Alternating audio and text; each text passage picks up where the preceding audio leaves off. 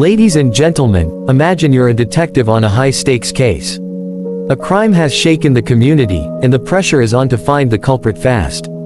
You get a tip pointing to a suspect, and suddenly, every piece of evidence seems to fit perfectly, like puzzle pieces snapping into place. But what if those pieces are forced, twisted by your own mind without you even realizing it? What if that rush to judgment leads to an innocent person behind bars, while the real criminal walks free?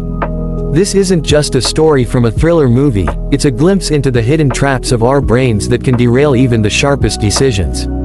Today, I want to talk about cognitive biases and how they shape our decision-making, pulling from real truths that affect us all, from everyday folks to those sworn to protect us, like police officers. By understanding these mental shortcuts gone wrong, we can learn to make fairer, smarter choices that build trust and justice in our world.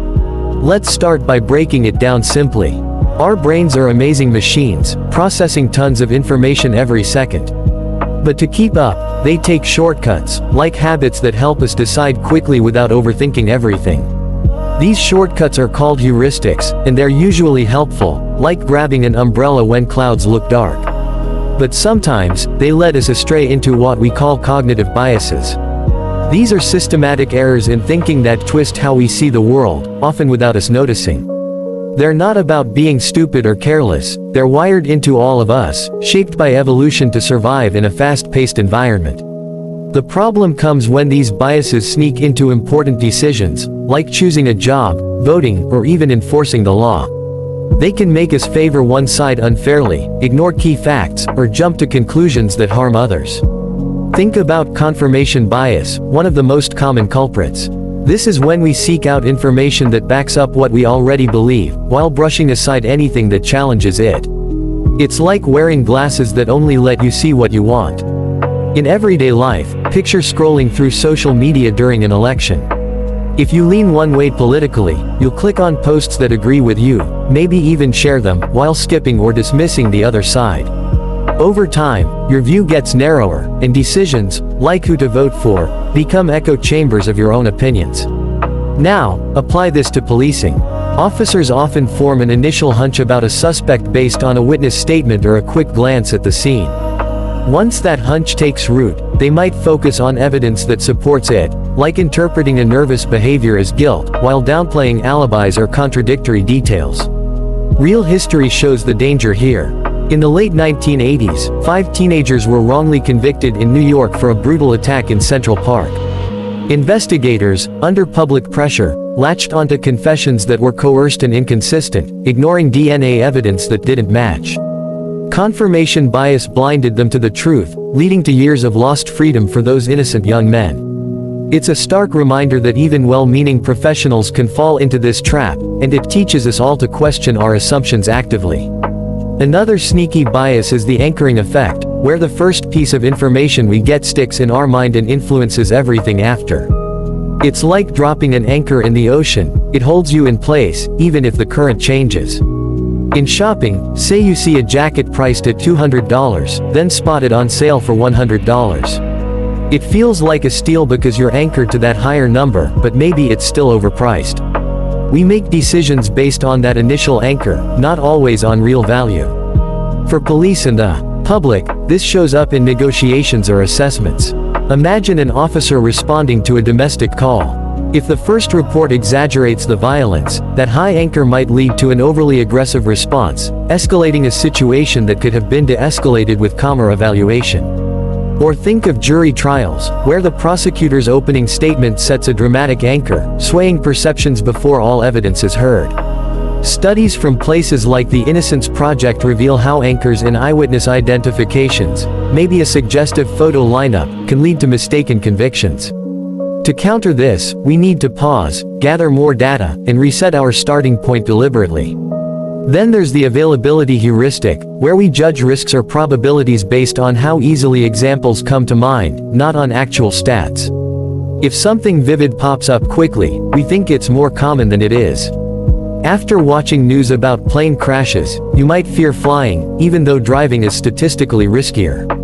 Our brains grab what's recent or dramatic.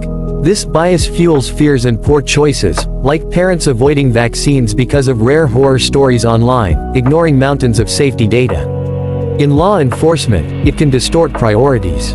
If an officer recently dealt with a violent gang incident, they might overestimate threats in similar neighborhoods, leading to heavier policing there. This contributes to over-policing in certain communities, breeding mistrust. Real data from reports by groups like the ACLU shows how media hype on certain crimes amplifies this, pushing resources away from less flashy but equally important issues like white-collar fraud. The lesson: base decisions on facts and data, not just memorable events. Tools like community feedback sessions can help balance what feels urgent with what's truly needed. We can't ignore implicit bias either, those unconscious attitudes toward groups based on stereotypes we've absorbed from society. It's not deliberate prejudice, but it seeps into split-second decisions. For instance, studies using simulations show that people, including officers, are quicker to perceive threats from individuals of certain races due to ingrained associations. This has led to tragic outcomes, like the shooting of unarmed black men in cases that made headlines, where fear amplified by bias overrode reality. But it's not just police, everyone carries these. A teacher might unconsciously call on boys more in math class, or a hiring manager favor candidates who look like them. The key is awareness. Training programs, like those in some police departments, use role-playing to uncover and challenge these biases. It's about slowing down in high-stakes moments, asking, is this fact or feeling? Groupthink is another bias that creeps in when we're in teams, pushing us to agree for harmony's sake, even if it's wrong. In a meeting, if everyone nods along to the boss's idea, no one speaks up about flaws. Decisions become flawed because dissent is silenced. In policing, this can happen in squad rooms where a dominant opinion on a case overrides individual doubts, leading to tunnel vision. Historical examples include the Bay of Pigs invasion, where advisors failed to challenge a bad plan, but closer to home, it's in botched raids where group pressure ignored warning signs. To fight this, encourage diverse voices and anonymous input, simple steps that foster better outcomes. Loss aversion ties into how we hate losses more than we love gains. We'd rather avoid losing $50 than gain $50, making us cling to the status quo.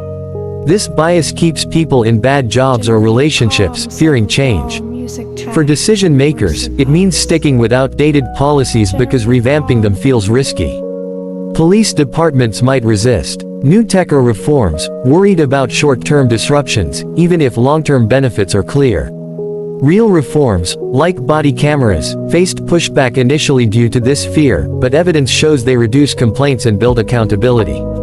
Overconfidence bias makes us think we're better at things than we are, like drivers who all claim to be above average.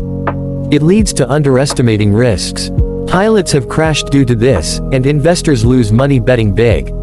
In enforcement, an officer might skip backup on a call, overestimating their control, turning routine into dangerous. Training emphasizes humility and checklists to ground us in reality. Hindsight bias, or, I knew it all along, tricks us into thinking past events were predictable after they happen. It distorts learning from mistakes. After a crime spree, people say, the signs were obvious, but they weren't. This bias hampers reviews in policing, where post-incident analyses blame individuals without addressing systemic issues. Better approaches involve blind reviews, looking at decisions without knowing outcomes. The sunk cost fallacy keeps us pouring resources into failing endeavors because we've already invested. Like watching a bad movie to the end since you paid for the ticket. Businesses flop chasing lost money, and in personal life, it traps us in dead-end pursuits.